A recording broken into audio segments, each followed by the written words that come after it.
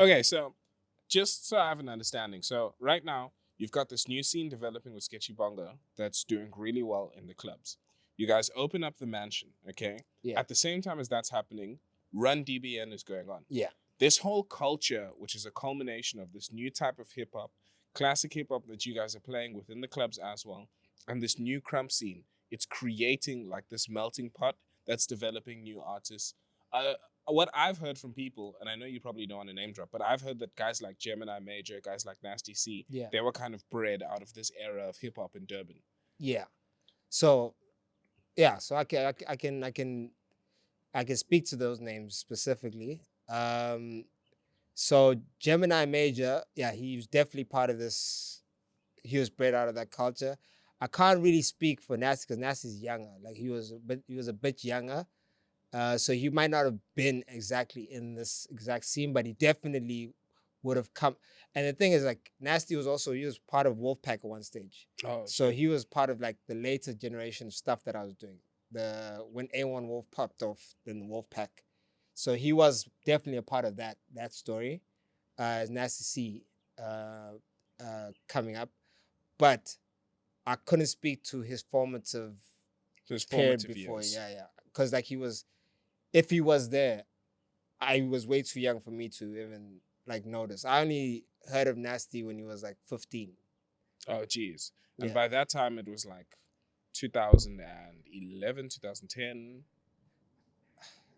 I don't even no. He was 15 and 20 around 2014. Around 2014. 13. Oh 12, my God, 12. I'm older than Nasty C. Yeah, Nasty C is Nasty's young. Like you guys, I think a lot of people don't understand that. Like he's young. Like the first, I remember the gig, first gig that I put him on. He was 16 years old, and we had to fight myself and Junior Lavi. We had to fight with the club owner to get him inside to perform because he was way underage. The club owner was like, nah. It's like, how old is he? I think he was 16. It was like, nah, the kid's 16. It's like, not gonna happen. Not gonna happen. I lose my license. I'm like, listen, we put him on the lineup. People want to see him. We gotta put him on. Like, shame. Like this kid came all the way here. They're like, and we literally had to escort him. The agreement we ended up coming to was the security would have to escort him to the stage to perform and then escort him right out as soon as he's done. Like that was the deal. That was the deal came with the club owner. Shit. So yeah, I think people underestimate how young Nasty was when he came into the game. Okay. Like he was super young. So now this whole formative culture is kind of being born and everything. When does it go from being a Durban, almost like urban street like culture thing, to you doing a fucking Celsi ad?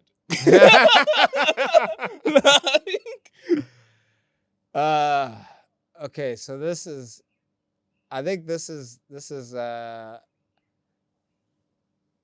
good that we started with all the backstory and giving context. So this is more than I've ever said in any other podcast. Like to give this backstory. You can use that in the intro. So watch this if you want to know the real story. But with understanding that history, because there's a lot more that I haven't said. There's a lot more.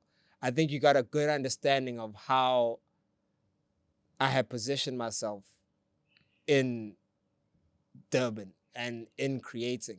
Yeah. That a lot of people who were there understood who I was and what I'd done. So to a lot of people, when I blew up as Aewon Wolf, they got shocked at how many things opened up for me, like straight away. Like people were like, who the hell is this kid? Who's this? Like I remember like the blogs at the time used to be like, new hot kid, whatever. Like they were like touting me to be like the next big artist and the next biggest thing in the country. That was like the every blog post was saying that. And to me, it felt weird saying that because I was like, I'm not new. But I'm not gonna say nothing. I'm just gonna keep quiet and be like, say what you gotta say, because hundreds of thousands of people knew you by that point. well, I wouldn't say hundreds of thousands, but a good 10,000s, yeah.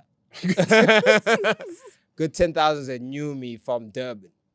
And the guys in Joburg and the guys in the positions knew that. So by the time that I had the song playing on radio, and that's the crazy part of why I say Kumnandila was like the tipping point when things shifted. Yeah. Was because the only thing you could ever hold against me was that I'm not commercial. Oh shit. That was the only thing you could hold against me as an artist. It's like, yeah, we see you on the ground, we see you got the numbers, we see you got this in real life, but you're not on TV, you're not on radio, so we don't have to talk about you. You're not the zeitgeist. Like we don't have to say anything about what we just saw in real life. Oh, It's like it wasn't a thing. So when I got that, and this is my observation from like sitting in the position, I saw people scramble.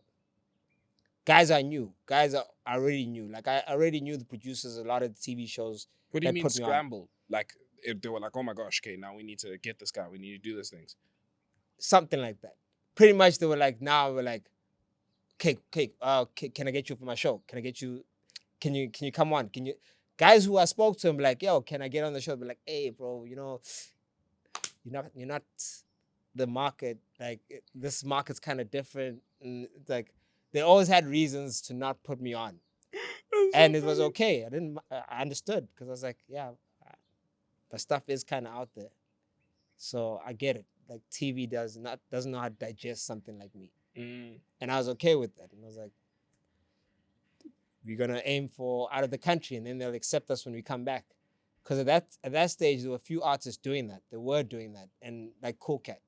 That's why Koolkat was like the perfect feature for that song, because like he had that allure in South Africa. Or that at that time, the discussion of him was he's doing shows in other countries, yet they won't book him here. Like what's going on? Why is this guy? And he was like, his music was also as weird and alternative. He was touring all over Europe. But he was touring, you know what I mean? And he was doing stuff with there's that other guy, Spook Matambo.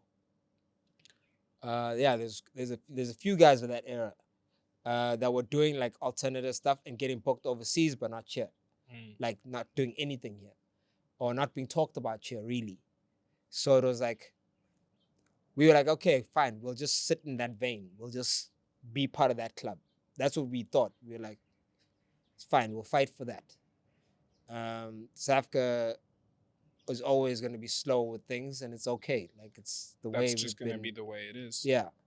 And look, and at that time, Koolkat was starting to get some acceptance in the mainstream.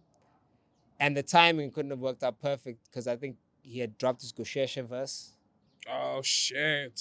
The most contested verse in the history of hip-hop. Yep. Problem. Yep. At that time, if you remember this, if you're a hip-hop fan and you remember that time, you will probably understand that was the most debatable verse of all time in South African history. It's either you loved it or you hated it. There were two camps. People were like, this is the worst rapper ever. What is this Casper guy doing with this guy? Or they were like, this guy's a genius, way ahead of his time. Which were probably the right ones, but yeah. Actually, not probably. They were the right ones, who the people who said that. But at the time, people didn't know. They didn't understand. And they're like, what is this? What is this Koolkat? Like, why is such a dope song? And Casper is obviously the conventional stuff they were willing to accept. But Koolkat was just this outsider, this little different guy. So we were like, South Africa's kind of catching up. If they can accept Koolkat on that song, at least some of them, then they kind of catching up. We getting there. So that's why we got excited and we were like, okay, Koolkat, let's do the song now. Like we were meaning to do a song, and that's what I'm saying. I met him during Randy BN days. which was years before that. So, and we were meaning to do songs together, like for a long time. It just didn't work out. Just didn't work out. So the timing was just like right. And this is the thing, like for me, throughout my entire career, I've never wanted to capitalize on a feature. I never wanted to steal your sauce. Like I always had this thing, like, and it's a pride thing, it's an ego thing. I understand this now, but at that time, I didn't see it that way. I always used to say, nah, if I'm gonna do a feature, it needs to be out of mutual respect and mutual benefit, and it should benefit the other guy more than myself. Otherwise, I don't feel right doing it. I always never felt right, like asking for a feature from a bigger artist than me. That's a different way to how most people do it. It's the exact opposite. Most people, they hop onto the cosign and then they move. 100%. And the reason why I had that mentality was probably because of this history I had already in the real world, where it's like, I know I can't get any feature that I probably wanted. And I was just like, it's too much of a cheat code.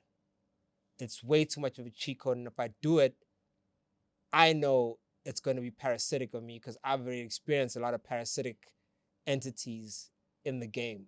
People want to take advantage of what I was doing. So it was like, if I don't like integrity.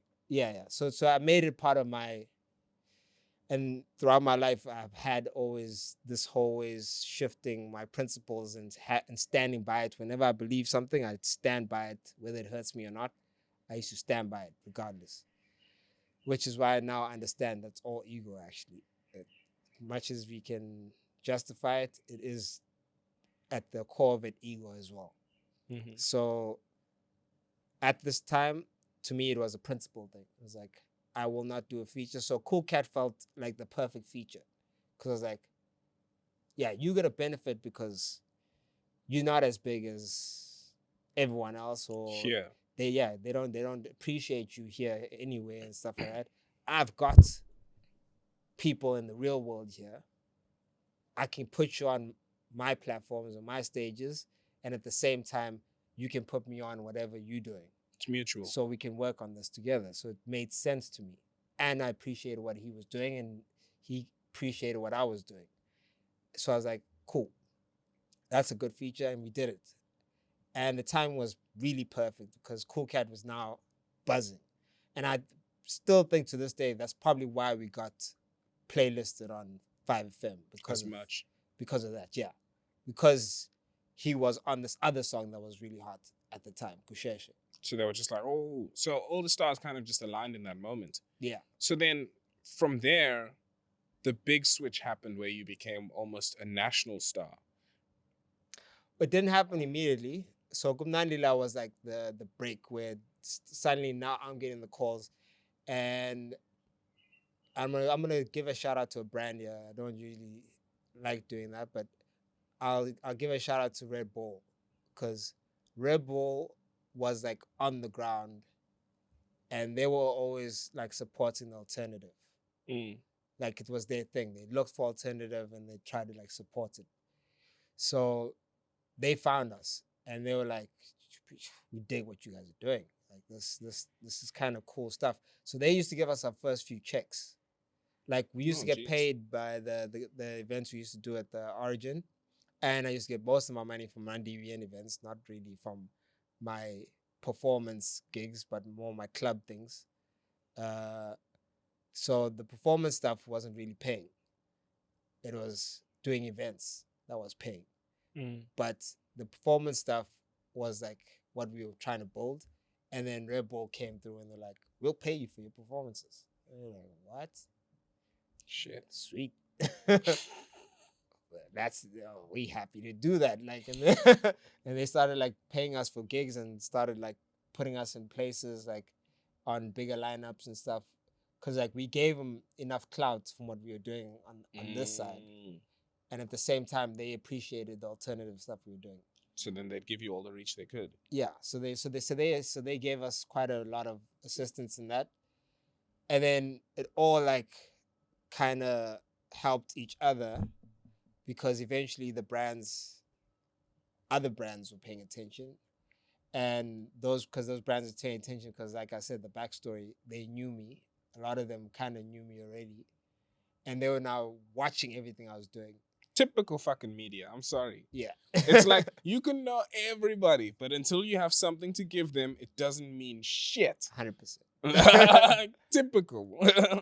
But it is what it is, bro. Everyone's got KPIs and they need to like achieve them, and they believe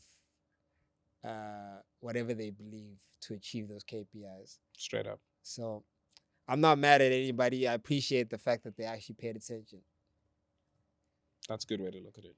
Yeah. But yeah, that happened. So that's how I got all the other deals, and then it's just snowballed. Because we're like mainstream people. Like when I say mainstream people, I mean like I'm talking about like I'm in fucking high school at a private school, and like white and Indian kids are talking about Aewon Wolf who don't listen to hip hop. Like people who don't listen to Lil Wayne's Lollipop, like they're talking about Aewon Wolf's commercial with Cell C. Oh yeah. Well, yeah. Well, that was actually deliberate, if you can believe it. It was deliberate in the sense that if you look at the Wolf Pack, and if you look at most of the things that I do, I deliberately diversify. And when I say I diversify, in the sense that I don't want to be labeled as a black musician, or as a white people's musician, or an Indian people's musician, or a colored people's musician. Like, I never wanted that, because I knew how I grew up. I appreciated all cultures. Like, that was my thing.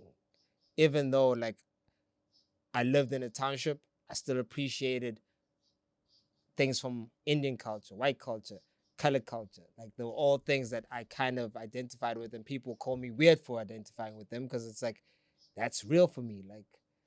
Like I grew up in Springle Beach, for example. Springle Beach is arguably Indian or black township, depending on which way you want to look at it. There's more black people there than Indian, but people say it's an Indian township. That's there by Kingsway. Yeah, it's Kingsway that's suburb beside. That's after Athlone Park. Yeah, that's a bit way out of the way, but it's close. Oh. Yeah. So south side. So Springle Beach is like one of the most weirdest townships you'll ever find in your life. Like, it's more conventional township now, but when we grew up there, it was like there was a surf culture there. My brother was a surfer. My oldest brother was a surfer, and his best friend passed away from a shark attack. Wow. Like this, holy shit. And I was there, like when the day it happened, and there's no white people at all. Like, white people, funny enough, I used to I used to make a joke about this. Is like, white people were like animals in the zoo for me. Like, seeing a white person at a stopping point, I'd be like, that's a white person. I see them on TV. Like, literally, that's how it was. Like, it felt like I've seen them on TV. Like, that's how, like, when I was younger, it played out, you know? But the culture there, you'd swear, from what I understand now, the older I got, was white culture, as people would say, because it's a surf culture. Yeah. We grew up in a surf culture. We literally grew up in a surf culture where I was. And it was a black township, only black kids and Indian kids. But according to the definitions of the world, they would say that's white culture. So that's what I'm saying. For me, it's like, it's weird. It's like a weird place where I exist, because it's my reality. I lived it. Do I deny it? Do I act like it didn't happen? You know, can't, like, really. Just to fit in with what you expect. It's my brother's crew called the Lost Boys. Oh shit. Yeah, they call themselves the Lost Boys. Like, who the hell calls themselves the Lost Boys? Like, that's like technically back to this whole culture thing being old, I understand. That's a white people's movie. Black people don't even know what the Lost Boys are. You know, like, do you get what I'm saying? I'm with you, bro. It wasn't, and funny enough, even in our township, a lot of people didn't know what the Lost Boys was. They didn't know the movie Lost Boys. They're just like, why are you lost? You're here. You know, but they call themselves that because they like grew up on that movie, and they kind of like that culture, and they would take aspects of it, but it's something that and that's an American culture, not even a South African culture. So it's like it's stuff they'd learned. So like it's like a YouTube, it's like an internet. That's what I'm saying. It's like an internet era before the internet. Like they were learning these things from. We'd see it on TV in a movie and be like, cool, that's fucking, we like that. Let's adopt it and we'll use it. But like, We didn't because you care. had to go out and seek it, you ended up being so different to everybody else. Yeah. Whereas now on TikTok, everybody's consuming the same content. We had no choice but to make it ourselves. Like make it our own. Cause like we didn't have enough to say what the rules were. We just saw it and like, that's cool. We like that. Let's do that. We're gonna skate. We used to skate, like we literally, but we couldn't even get good skateboards. Like they didn't sell them. Like where we went, the places we went, we found like there was few people who had like a few like and it was like the old school, The like, flat with the tail. well, yeah, one tail, yeah, with one tail, skateboards, and but that was what we had access to, and then we skated those, and we like wasn't the best. Got more into rollerblading because like rollerblading was accessible. Like it became cool, I guess, in the country, and you could actually find rollerblades and buy them. So we got more into rollerblading. So we were rollerblading as well, in that township. So we had like a little crew of rollerbladers, and this is stuff that no one could tell us what were the rules and how it works. And we just did it. So because you grew up in such a multicultural environment, it was so easy for you to, in future, like collaborate with white artists like Kyle Deutsch and Indian artists like Sketchy Bongo. Yeah. Because it wasn't like a big thing. You weren't locked. Do you know what I'm saying? Yeah. Well, with those guys, it was like, I think it was also natural for me to like work with them, cause Kyle, I knew from school. Like I met him in high school. Oh shit! So I went to a nice high school. Shout out to Westville Boys. Oh, you went to Westville? I went to Westville Boys. Oh shit! So I went to a nice high school, respected high school, and I really appreciate. That's what I'm saying. Shout out to Westville Boys because they I got in there at a good time and then couldn't afford it, and struggled. Like most of my high school career was like a struggle. Like that's where, like as a family, we went through very, very tough time. Like very, very tough time. When I say like I studied at Candlelight, I'm not joking. And I went to Westville Boys. Imagine that. So now you're going to see rich kids in school and you've got no food at home, studying by candlelight because the power's been cut and they've literally ripped it off out of the meter box because we connected illegally sometimes because we had to. Shit. And it was like a very tough time for us. But Westville Boys, and that's what I'm saying, shout out to them, gave me a bursary. So they kind of like said, you know what, we understand your situation because at that time I like really worked hard, I had good grades, and I needed a bursary, so I applied for one. And I had to sit down with, I forgot who it was. She wasn't, she was like the admin lady in charge of finances or something like that. And she was like, okay, I'm going to pitch you to the governing body. And they did a whole plan and they pretty much said you can study here for free because you're a good kid. Yeah, they did that to me too at Eden College. Where like my mom was like, I can't pay anymore. So she went to the lady Fiona. Shout out Fiona.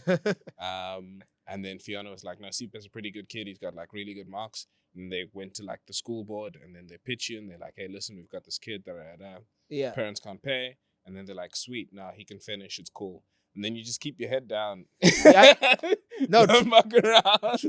Truthfully, that's the crazy part of that whole situation. It's like you kind of have this thing at the back of your head, like you appreciate that you're there, and it kind of helps you stay focused. Because my grades like went super better even after that. Like I already had good grades, but after this, when they said I don't have to pay, because as a kid, like knowing that your school fees aren't paid stresses you out for some reason. Because you don't know anything about the world. You're thinking they're going to kick me out. They're going to grab me in class and just kick me out. Like, that's not cool. And you like self-conscious and you're worried and you're thinking about all these things. I remember I was a lot more conscious of university scholarships and bursaries. So I knew the exact number of points I had to get to study at the nicest university, which was UCT. Yeah. And I knew like I need this many points for medicine, this many points for this many points for that. And then we'd calculate like, okay, so an A gives me 8 points, and then this gives me that many points. And then like it would go down to the point where when we would study for finals, we would do past papers, right? Yeah. So you would do like, say it was maths, you'd do every single past paper back to the year when your parents were in matric. we would just sit and we would do every single one. Oh yeah, well yeah, you were way more strategic than I was. I definitely had a bit more privilege on you. Like things weren't like rough at home. They were just like a bit tough, but like we still like had shit. Like, but I was very, very paranoid. Like very, very paranoid. So past papers were like a huge thing. And you do so many past papers that when the exam comes, you're like, fuck man, I've seen this question. Let's go. Lucky you. Like I was not that strategic. I still kind of what's the term for it? Shezilaed through it. I struggled with studying, but I pushed, and I really pushed. Like, and I made sure that I got good grades, and I ended up getting them. I wonder if it was worth it. Sometimes I think it definitely was. Everything happens to mold you into the person you are. No, yeah. I don't regret it. But would I recommend it to another kid? If I had to recommend it to a kid that's me, a younger me, would I recommend it? I don't think so. That's spicy. Why? The reason why I wouldn't recommend it is because I don't think it was healthy putting that much pressure on yourself, especially at a young age. Because like, I'll give you an example. There's a militant side of me when I was in high school. I was definitely militant. I think some of my teachers will tell you that I was a good kid, but you couldn't tell me, like, I wouldn't let racist shit pass. Oh, okay. And I'd like stand my ground. And at that time, I think I'd read Malcolm X's By Any Means Necessary. Oh, geez. Yeah. Which kind of militarized me extremely to like the extreme. Yeah. And then I came across Dead Prez, which was even worse. Oh. Not even worse, but like... It was there. It was there. It was there. It was like Dead Prez is 100% like an offshoot of that thinking.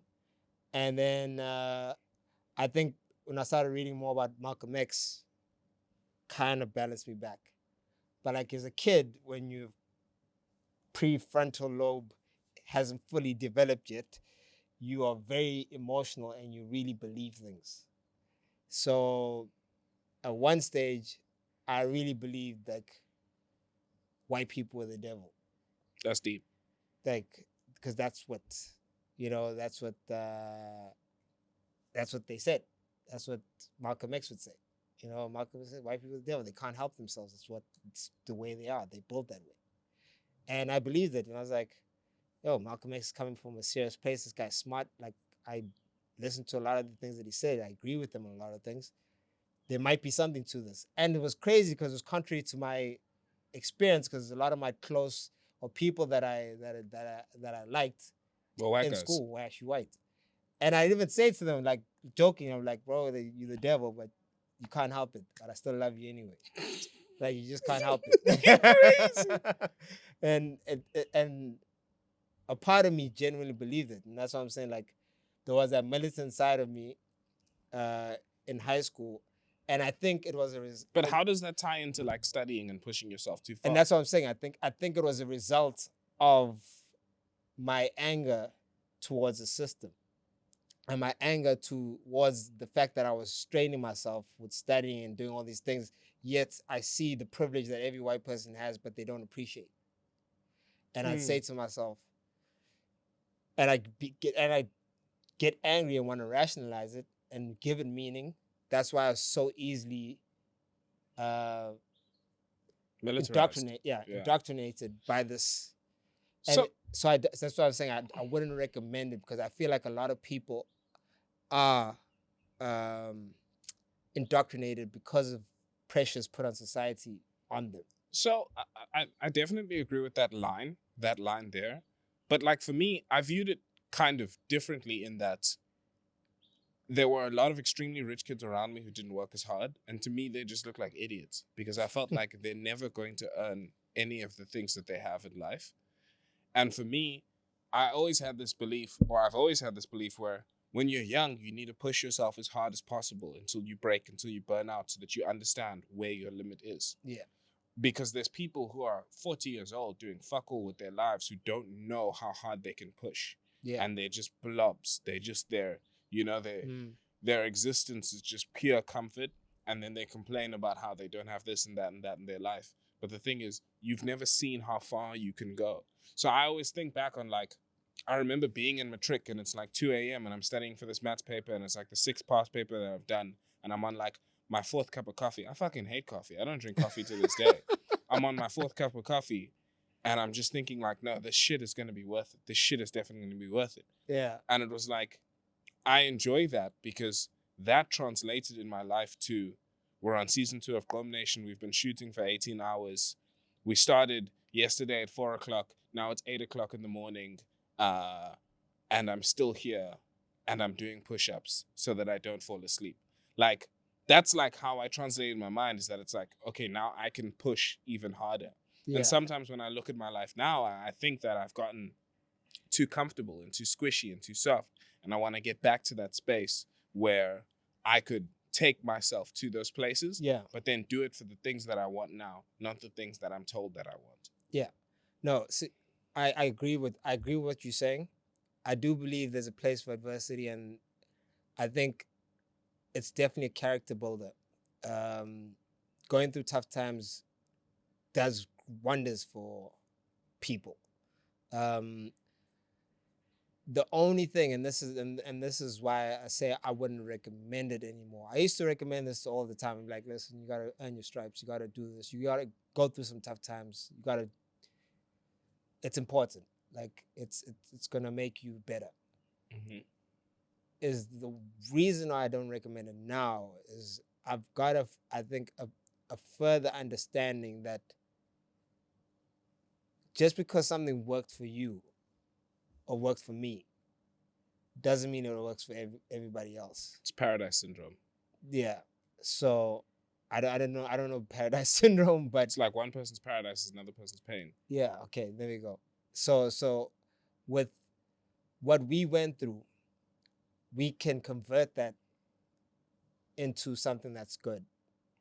We choose to convert it into something that's good, and we make the most of it, and we actually use it in a way to fuel us to do better or to achieve our goals now.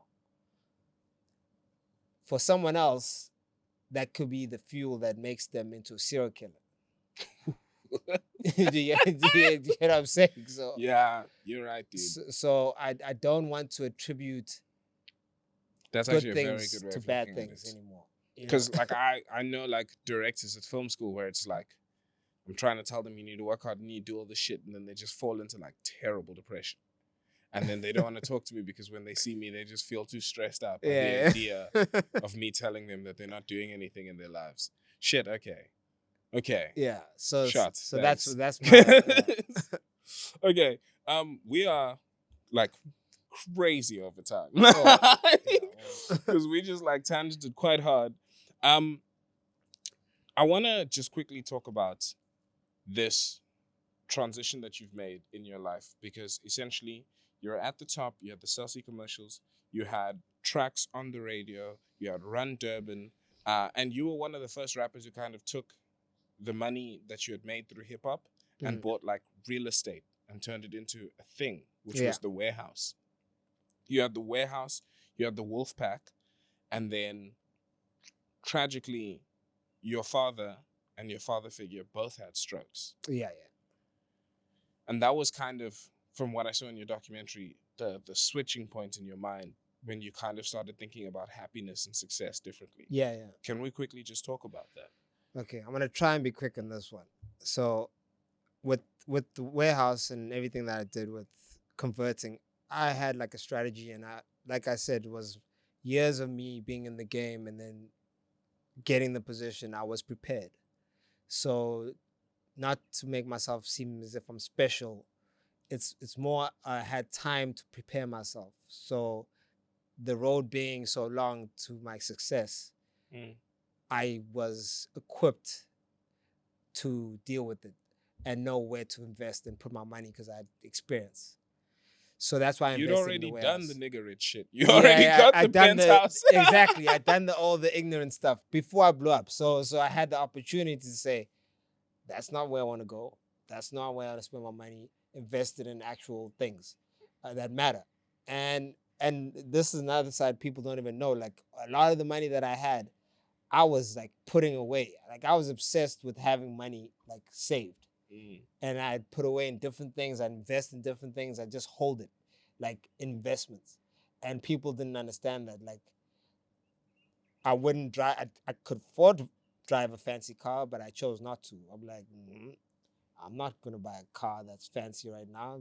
Buy this cheap ass Jeep that's 30K, and and and that will take me from point A to B, and it'll fit everything I need. That was good enough for me, and then get sponsored different fancy cars if I needed a car for anything. Yeah, It's like, SMG will give you something. exactly. SMG used to like give us cars all the time. So it's like, why am I spending money on a depreciating asset? Because I knew what a depreciating asset was at the time. So I invested, bought property. I did buy a car for my mother as well, but that was just like But you have to, dog. yeah, You know what I'm saying? You have to. but even that I bought it at auction, like, and I did my research before, and I knew about auction and buying at auctions before that. So it's I was like strategically playing with my investments. So the time when I went to the warehouse, it was like something I was thinking about, and it was something I was gonna do on the side as like a club, because I already had plans to like open up and build my own club, because I was like, I'm gonna leverage this fame to get where the real money is, because I know how much money is in the clubs, and I know how much money is in that scene. So this stuff I'm getting now, it's gonna go right here to investing in this, and this is gonna make me the long game money. So I already had that. And then when the incident with my father and my father figure, both 3 months apart from each other, happened, the strokes. Insane. It's literally like shifted my mind like complete 180, and it was like we said earlier on, I think it was off camera, crisis of identity, where I just like almost questioned everything. I literally questioned like what my existence. So I was just like, what is the point? Like this doesn't matter. None of this matters. And I know where this is going. I'll make this money. I'll make a lot of money. They'll probably sing my praises. They'll love me. And I won't be happy, because I was supposed to be happy like 2 years back. But it didn't happen. And I've ticked all the boxes I said I need to tick. It didn't happen. You're big in the culture. You're big on radio. You had commercial success. You had all of the sponsors. Yeah. You had investments and savings, and it wasn't clicking. It wasn't clicking. And this is and to be honest to you, there was two sides that was happening at the same time. There was one side saying, nigga, you ain't done nothing. And there'd be a part of me that's like, I need to prove them wrong. I need to prove a point. And then there's people on this side who be like, oh, you got so much. You should appreciate it. Be so happy. Like, you've done, look at what you've done. Those people obviously on the ground more. Those were the closer people to me. Yeah. And it only take one or two of this other side to gear me up to say, nah, I ain't done nothing. Yeah, they're right. I need to show them, because I know what the next 10 steps I can go to is, and then activate. Let's go for the next one. And that's the thing you're saying. You're just moving the goalposts further and further. It's the thing everybody does. Now I have the job. Okay, after the job, now I have to get married. Okay, now that I'm married, I have to have the kids. Okay, now I have to have the big house. And then it just moves and it moves. And you're trying to find that happiness. Mm-hmm. It never stops. So this point was when, and it happened when I was like helping my father, who had the stroke, like goes to the bathroom and like clean himself. And it was like that moment. I still remember the moment. That moment, like after I was done, like helping him, and just seeing how helpless he was, and like how, like it, in his face, like you could see, like as much as he had a stroke, obviously, like half his face is not functioning, but you could see the pain of the ego inside that was like, I wouldn't say dead, but like was just like another level of disappointment and sadness that I've never seen ever. And this was someone who I looked at as Superman, like untouchable.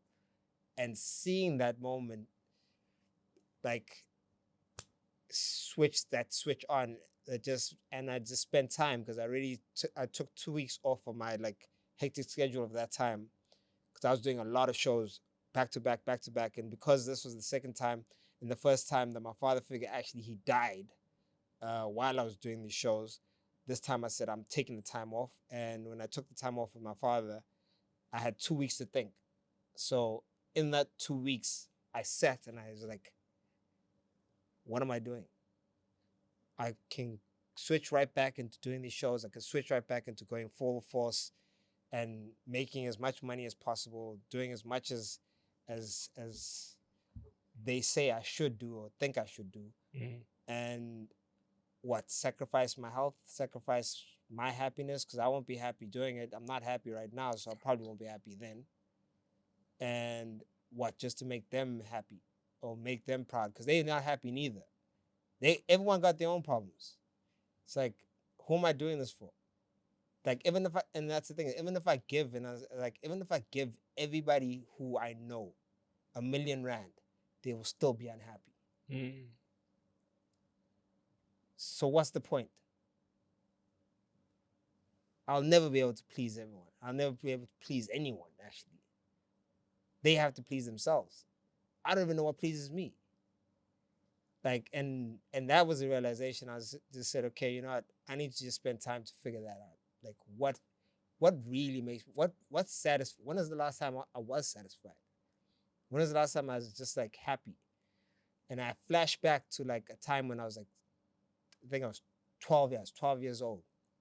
That's the crazy part. I flashed back all the way to 12 years old. And I was in Lesotho. I was in Lesotho for 3-4 months. Sad story, but I have to tell it.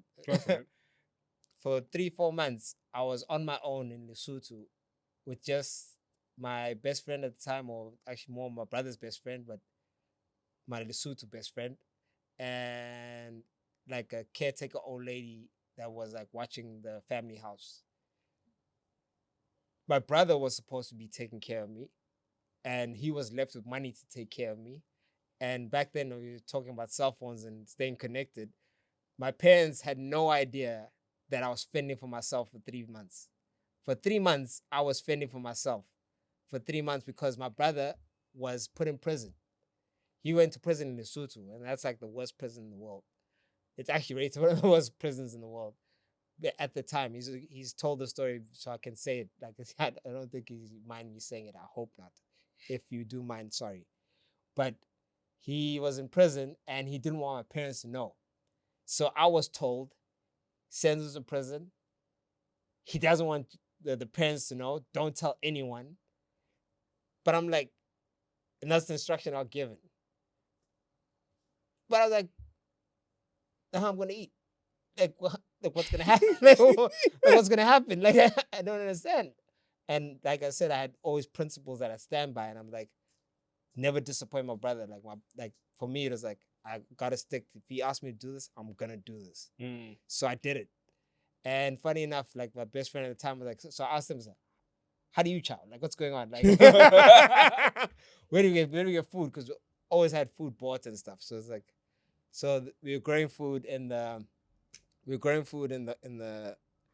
property. It was actually growing like on the grounds, and there was chickens that the lady who's caretaker used to like. She used to pluck them and like take the insides out and gut them and all that stuff, and then give the chickens back to an aunt of mine, and then she give the leftovers to her and pay her a little bit of money. So that was actually the meat that we ate in that period was leftovers of chicken. So all the guts, the feet, the head. Wow. That was our You're having walkie-talkie and tomb. yeah, pretty much. And then it was and we had the spinach and all the greens that were growing in the yard, and that's what I lived on for 3 months. Like and I was the happiest, and and that was like the crazy part of this whole story is that to someone looking from the outside, that's like child neglect and Could be torture for should- some people. exactly. I was chubby. I was actually a chubby kid before that. I came back. They used to make fun of me. They said I had the 11s. So it means like the bones at the back of your head Whoa. were showing. Yeah, yeah. So it's the back of my neck. So you say like, "Hey, yo, it was so bad. Your 11s, the 11s showed up." And came back skinny. Like I was chubby before. I came back skinny, but I was the happiest, like the happiest I've ever been in my entire life. And it was in that 3 months. I couldn't explain it. All I did was work every day. I'd walk, living in the rural area in Lesotho, like walk all day to take the chickens that were plucked and everything, go drop them off in this place that was far away, and then walk back by the end of the day. That was our whole day spent, but it was fun. Like on the walk there, we had fun. On the walk back, we had fun, and then come back and have our one meal, and we were happy. And that's the day. And that was a day, and I was like, there's something to that. I didn't understand it, but I need to figure it out. And I guess that's what kind of got me here. So you kind of had this realization that this time in Lesotho, where you were living essentially the simplest you've lived in a long time, Yeah. just out in like I want to call it the wild, because like you're going for these walks every single day, Yeah. and you were just having simple living. That was the last time you kind of realized that you were happy. And then was that when you realized, okay, no, I need to be close to nature. I need to be close to all of this. I need to find my form of happiness, and it's not going to be the happiness other people told me is. Yeah. So I think that was a indicator. It took a whole process. It took years. It's still a process, still happening now. And I just find that like happiness is not a destination. It's just a state of being. So I'm finding new levels of happiness like every other day, and it does help being in nature. And those were the keys, like those things that happened at that time. I didn't even know what fasting was with that when I was like that age. Now it's a part of my life. Like fasting helps me. Like intermittent fasting, or do you fast for days at a time? Intermittent fasting. Oh, okay. Yeah, intermittent fasting, and like it's actually like a principle that actually works and like it's a hack, if you want to put it that way, that actually works for me in terms of keeping my health up and staying healthy and staying productive and staying in a good state of mind mentally. And I was doing that when I was 12 years old. I just didn't know what the hell it was. So it's You just thought you were hungry. that's the thing. I didn't feel hungry. I couldn't explain it. It didn't make sense. But when you study intermittent fasting, you actually like do the intermittent fasting, you start understanding, oh, it's because I wasn't spiking my insulin because I wouldn't eat anything. So I would be using ketones. That's why like I was so productive and I was so happy because that I had actually switched into a different metabolic process. Yeah, you're in ketosis. Yeah, in ketosis most of the day, which made me happy, which made me functional. It made me like able to do things that I wouldn't usually be able to do. So it's like understanding the things that at 12-year-old Arnold was benefiting from, that now I know and I adopt and I use like properly now. And I say, okay, cool, let's maximize on that. Let's do this. Let's understand where it comes from so that we do it better, you know? And it works. Okay. Well, bro, thank you so much for this interview. I know that like we could sit here and we could just keep talking for like another like 2-3 hours. Hopefully in the future, I'll be able to get more of your time so that we can delve deeper into the other topics that we didn't get to talk about. Your current music that you're creating, the difference between the music back then and the music now, and how your entire life is kind of shaped by this new way of thinking. Yeah. But I just want to say thank you so much for coming through. I feel like for a lot of the listeners, this is going to be a really great, not just history lesson, but also a lesson on like what does it really mean to be happy and what does it really mean to achieve. So yeah, bro, shout out, man.